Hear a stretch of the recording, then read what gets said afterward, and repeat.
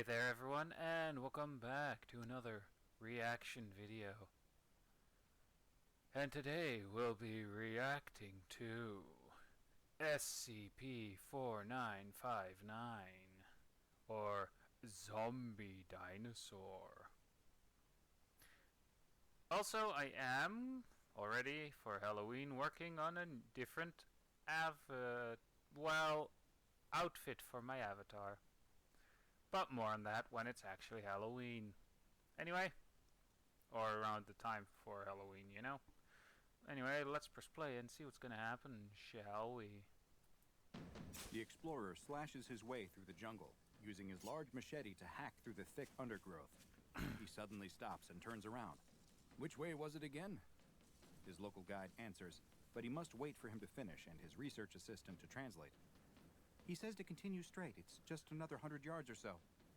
The gentleman explorer offers a quick nod. Why do I have the feeling that the assistant is lying? The guy what was right, he's actually saying? Because after a short way, the dense jungle suddenly opens up, giving way to a clearing that reveals one of the most incredible things the explorer has ever seen. Just ahead of him, rising out of the forest, is a massive ancient stone temple. That looks like a Mayan. Stone, intricately carved. That looks like a Mayan temple, actually.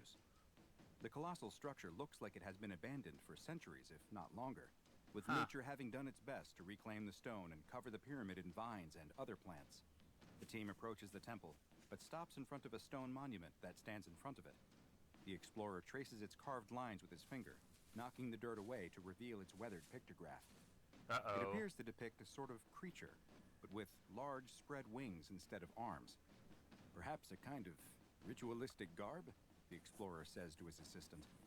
The assistant hastily scribbles in her notebook, trying to document everything she can. Yes, this is definitely a priest-like figure of some kind. Maybe a leader of this temple, thanks to the connection he shares to their... I doubt it. Musings are interrupted by his guide, who he angrily spins around to face. Yes, what? What is it? His research assistant translates for him as usual. He says that we should go no further, that it's too dangerous. Nonsense, yeah, he's not gonna listen. Explorer. We came all this way, and who knows what fantastic treasures await us inside. Historical treasures, I mean. Artifacts. Yeah, sure. Treasures of knowledge, of course. Yeah, right. Replies his assistant before following her boss as he starts making his way. That's a fucking lie right there. As the guide holds true to his stated intentions and waits near the edge of the jungle. The two of them walk through an entrance that leads into a long, dark hallway with only torches to light their way. It's impossible to see just how deep it runs into the temple.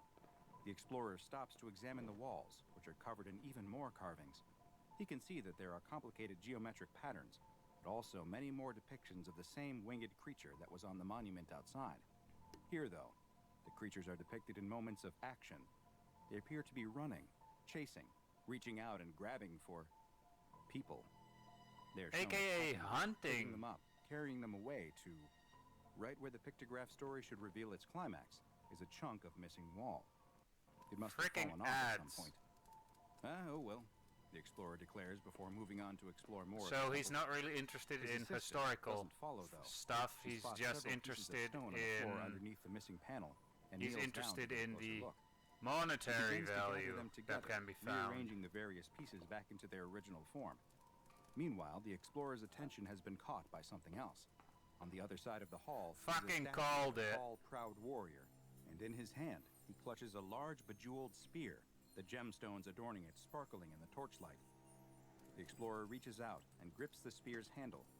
He begins to pull, perhaps being a little rougher than one should with an ancient artifact, but he wants this fabulous jeweled piece, and even he's just there for the money. Claim it will bring him back home. As the explorer pulls on the spear, his research assistant moves the final piece of the broken wall carving into position. She holds her torch over it to get a better look, and she gasps. The winged creatures are carrying people away, but that isn't the end of the story. They are bringing them somewhere, and she can even see now that they are being presented to an even bigger winged creature. It's a monster that is feeding on the people. The assistant turns to tell the explorer what she has found, and just as she does, she watches as he is finally able to rend the spear loose from the statue's grip. The statue finally letting go causes him to fall backwards to the ground, where he lies, marveling at the beautiful jeweled spear in his hands. "Look out!" yells his assistant. The explorer doesn't notice that the statue is precariously rocking back and forth, and he rolls out of the way just before it crashes down right where he was lying and admiring the spear.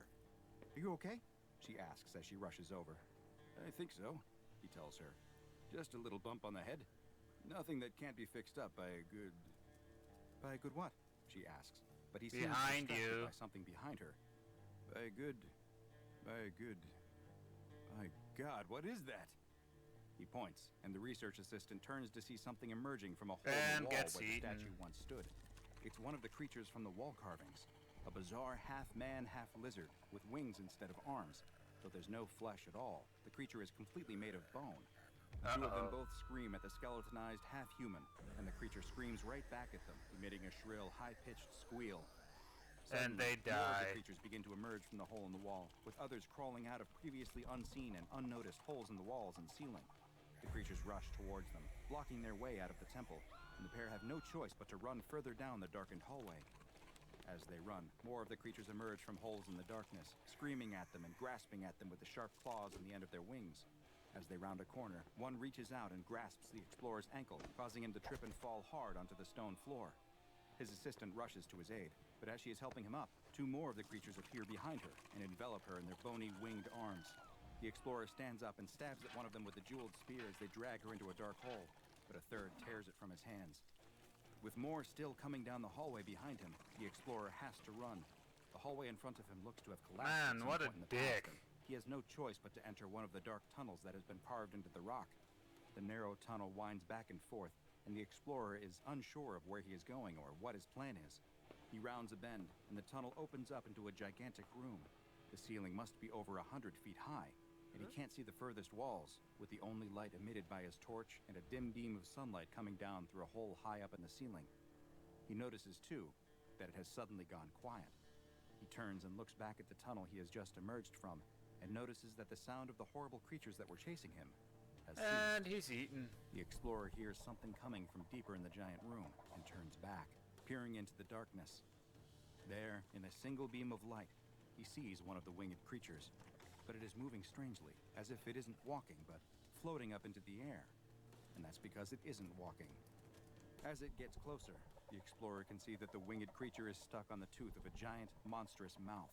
The huge winged creature emerges from the darkness into the beam of light, tossing back its giant head to consume the creature that was stuck in its teeth, its bones loudly cracking in its mouth. Now, in the light, the explorer can see that the monster, which itself must be hundreds of feet long, is a huge flying lizard of some kind. Or at least it was at one time, since now the majority of its body is made only of bone. What scraps of flesh are left hang off in rotten ribbons. The monster opens its mouth and roars at the explorer. Its foul breath smells like a mausoleum opening up, hitting the explorer in the face. The explorer tries to run, but the monster swipes out with a bony wing that still has a few blackened strips of leathery skin on it and knocks him to the ground. He is pinned to the floor with a huge spiny claw as the creature opens its mouth, roaring again before moving its head down to start feasting on its meal. The explorer closes his eyes, bracing himself to be eaten alive. Oh dear. And the creature suddenly lets out an ear-piercing scream. The explorer opens his eyes to see the jeweled spear sticking out of one of the few spots of flesh remaining on the creature's clawed foot, and gripping the shaft is his assistant. She looks That's a little one worse for wear, but badass she's alive. assistant. She offers him a hand to help him up. They need to get out of there. But first, the explorer pulls the spear from the monster's claw. The two start running, doing everything they can to avoid the monster as it claws and swipes at them. Seriously, They badass spot an assistant illuminated right opening at the there. other end of the vast room, and with no other option, start heading towards it. That or As she they get played a closer, lot they of can see it's zombie just what they games in needed. her childhood. Daylight. Escape. They both slide to a stop at the cusp of the opening, nearly tumbling over the edge. On the other side, the tunnel opening up out of the side of the temple gives way to nothing but air, and a drop of hundreds of feet down to the jungle below. They turn to see the monster still rushing towards them, and without time to think any longer, they both Jump. just seconds before the creature snaps its bony jaws in the place where they were standing. It's too big to fit anything more than its mouth out the door, and it howls and screams as they fall through the air before crashing to the ground below. The assistant slowly opens her eyes to see someone. It's their guide. He is cradling her head and asking if she's okay. She sits up, dazed and more than a little bruised. Let me from her guess, the fall. guy is dead. She asks the guide where the explorer is, if he's all right, and the guide lowers his eyes, looking as though he'd rather not answer. He points next to them without looking, and the assistant turns to see the explorer lying on the ground a few feet away from them, his body impaled on the jeweled spear. Ha! History is full of tales and legends about gods, monsters, and everything in between. But not all True. of these are just stories. And in fact, sometimes the reality is even more terrifying than what we could envision. And that is exactly the case when it comes to SCP-4959, also known as the Teotihuacan Pterodactylactery. Seriously though, SCP-4959 one badass is a assistant huge right there. creature that resembles a pterosaur, which were flying reptiles that existed during the Mesozoic era. While pterosaurs have been extinct for millions of years, SCP-4959 is very much alive, or at the very least, animate. This massive anomaly, whose wingspan stretches approximately 50 meters, is in a living state of decomposition, with roughly 70% of its flesh having rotted or otherwise fallen away. Wait, leaving only small 70%? patches of skin and decaying tissue clinging to its Looks bones. more than 70. The flesh that does remain shows no signs of further decomposition, though, as if it is permanently locked into this specific stage of advanced decay. Tests of 4959's flesh have shown no apparent abnormalities, save for a slightly higher than expected concentration of iridium. Its eyes are no longer present, but the eye sockets somehow shine with a bright green light, though the source of this luminescence is unknown. When angered, the creature also emits a multicolored corona of fire from its wings, skull, and neck. SCP-4959 was discovered in a gigantic chamber beneath the Temple of the Feathered Serpent in Teotihuacan, Mexico. A number of tunnels connect to the chamber, and these too are anything but empty. Lurking within the temple's many twisting passages are entities that have been designated SCP-4959-A. These humanoid-sized creatures appear to be constructed of various human and pterosaur bones, creating an all-new creature that is an amalgamation of both.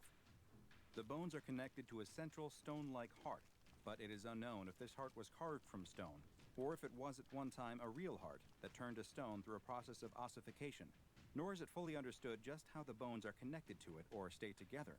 The 4959-A entities also have a number of varying adornments on their bodies, which can include strips of decayed fabric, feathers, and precious stones that resemble those worn by the indigenous people who resided in the area many centuries ago. SCP-4959 is carnivorous, though it is unknown if it requires or simply desires to feed.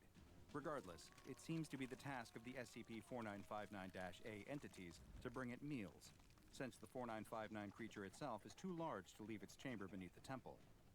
The hallways and passages that originally connected the temple to the chamber housing SCP-4959 have all collapsed, and the only tunnels now leading to it were most likely dug into the rock and earth by the 4959-A entities. They search through these tunnels, most often working at night, looking for small animals like birds and lizards, but also occasionally finding a larger animal or even a human who has somehow found themselves inside. They will then bring their live prey directly to the giant pterosaur, offering them up as both a meal and a sacrifice. SCP-4959 will then proceed to eat the prey whole, sometimes consuming the 4959-A entity at the same time as well. The temple itself is covered in carvings and murals that give numerous hints as to the origin of SCP-4959. While it is unknown just how it got there, it appears as though the local people discovered the creature within its chamber and regarded it as an avatar of their feathered serpent god, or perhaps another unknown deity. A temple was constructed at the site, and they soon began making sacrifices to the god creature that lived beneath, starting with small animals, but then progressing to human sacrifices on important holy days. I mean, There is Mayans also something did else shown do in the that, murals you that know. looks to be of great The importance. Mayans really It did seems as though offer humans. SCP-4959 possessed a sort of heart, which is depicted as a large gemstone, described as being red as blood and bright as the rising sun. Ooh. This gemstone was previously housed at the pinnacle of the temple, though its current location is unknown. Following intense study of the site by SCP Foundation historians, a narrative was pieced together that may explain at least some of what happened there. It seems as though there was an uprising within the local population in roughly the 6th century AD. A conflict had arisen amongst the people as to whether this really was a god, or something else, something evil. Those who doubted the deific origins of SCP-4959 wrested control of the temple and journeyed into its depths to attempt to kill the creature. The many scorch marks on the wall are a testament to the battle that likely took place, and while they suffered many losses, it appears as though they were at least able to seal the chamber shut. It is currently unknown what became of the great jewel on top of the temple after this, but its location is of great interest to the Foundation, given that it may well be the source of SCP-4959's longevity. Huh. SCP-4959 has been Maybe. classified as Euclid, and it continues to be contained within the chamber beneath the Temple of the Feathered Serpent, though all of the tunnel entrances leading into it have been blocked by reinforced gates. If new ones are discovered as the result of SCP-4959-A's continued tunneling, they too are to be gated and sealed. Once per week, a large live animal, most often a cow, is deposited down a shaft that leads directly to the chamber, and so far, this seems to be keeping SCP-4959 content to stay within its tomb. Just what is SCP-4959? And what are the half-man, half-pterosaur creatures who serve it? Are they former human sacrifices, now destined to live an eternity in servitude to their master? Probably. If SCP-4959 was a god at one point, the fact that we are now the ones responsible for feeding it and keeping it happy means that, in a sense, we are the ones serving it now. Now go and watch another entry from the files of Dr. Bob, like SCP-3700, The Tides of War, for another anomaly with godlike implications. And make sure you subscribe and turn on notifications so you don't miss a single anomaly as we delve further and further into the SCP Foundation's class. Anyway, I hope you enjoyed this video. And I'll see you guys in the next video of whatever I'll be making. So yeah. Bye.